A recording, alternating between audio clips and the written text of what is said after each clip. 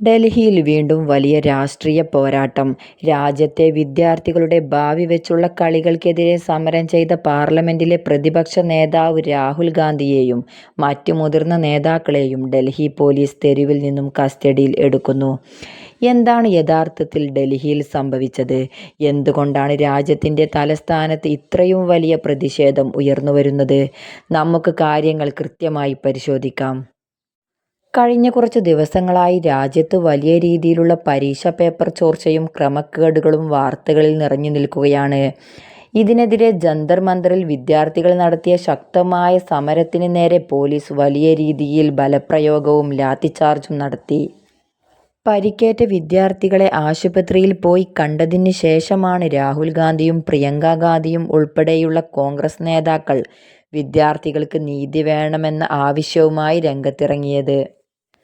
ചൊവ്വാഴ്ച വൈകുന്നേരത്തോടെ രാഹുൽ ഗാന്ധിയുടെ നേതൃത്വത്തിൽ പ്രതിപക്ഷ നേതാക്കൾ പ്രധാനമന്ത്രി നരേന്ദ്രമോദിയുടെ വസതിയിലേക്ക് മാർച്ച് നടത്തി. വിദ്യാർത്ഥികളുടെ പ്രശ്നം പാർലമെന്റിൽ ചർച്ച ചെയ്യണമെന്നും കേന്ദ്ര വിദ്യാഭ്യാസ മന്ത്രി ധർമേന്ദ്ര പ്രധാൻ രാജിവെക്കണമെന്നുമായിരുന്നു അവരുടെ ആവശ്യം.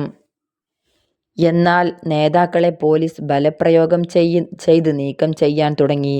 രാഹുൽ ഗാന്ധിയെ പോലീസ് റോഡിലൂടെ വലിച്ചിഴച്ച് വാഹനത്തിൽ കയറ്റുന്ന ദൃശ്യങ്ങൾ സോഷ്യൽ മീഡിയയിൽ നിമിഷ നേരം കൊണ്ടാണ് വൈറലായത്. പ്രിയങ്ക ഗാന്ധിയും അഖിലേഷ് യാദവും അടക്കമുള്ള നേതാക്കളെയും പോലീസ് കസ്റ്റഡിയിലെടുത്തു. എന്നാൽ കോൺഗ്രസും പ്രതിപക്ഷവും വാദിക്കുന്നത് ഇങ്ങനെ: ഇതൊരു ജനാധിപത്യ വിരുദ്ധമായ നടപടിയാണെന്നാണ് പ്രതിപക്ഷം ആരോപിക്കുന്നത്. വിദ്യാർത്ഥികളുടെ ശബ്ദം കേൾക്കാൻ തയ്യാറാകാത്ത സർക്കാർ സമരം ചെയ്യുന്ന നേതാക്കളെ അറസ്റ്റ് ചെയ്ത് അടിച്ചമർത്താൻ ശ്രമിക്കുകയാണ് എന്നാണ് രാഹുൽ ഗാന്ധിയും കോൺഗ്രസും ആരോപിച്ചു.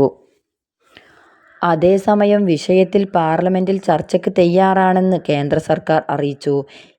എന്നാൽ കോൺഗ്രസ് അതിനെ രാഷ്ട്രീയ നേട്ടത്തിനു വേണ്ടി ദുരുപയോഗം ചെയ്യുകയാണെന്ന് ഭരണപക്ഷത്തിന്റെ ആരോപണം.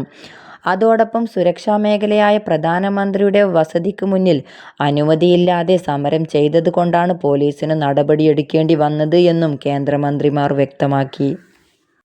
മണിക്കൂറുകൾ നീണ്ട കസ്റ്റഡിക്ക് ശേഷമാണ് രാഹുൽ ഗാന്ധി ഉൾപ്പെടെയുള്ള നേതാക്കളെ പോലീസ് പുറത്തുവിട്ടത്. എന്നാൽ പരീക്ഷാ ചോർച്ചയിൽ വലയുന്ന രാജ്യത്തെ ലക്ഷക്കണക്കിന് വിദ്യാർത്ഥികളുടെ പ്രതിഷേധം ഇപ്പോഴും തുടരുകയാണ്. വിദ്യാർത്ഥികളുടെ ഈ വിഷയത്തിലും പ്രതിപക്ഷ നേതാക്കളെ അറസ്റ്റ് ചെയ്ത സംഭവത്തിലും നിങ്ങളുടെ അഭിപ്രായം എന്താണ്? നിങ്ങളുടെ നിലപാടുകൾ താഴെ കമന്റ് ചെയ്യുക. വീഡിയോ ഇഷ്ടപ്പെട്ടാൽ ലൈക്ക് ചെയ്യാനും കൂടുതൽ കൃത്യമായ വാർത്തകൾക്കായി ചാനൽ സബ്സ്ക്രൈബ് ചെയ്യാനും മറക്കരുത്. മറ്റൊരു വിഷയവുമായി വീണ്ടും കാണാം. നന്ദി.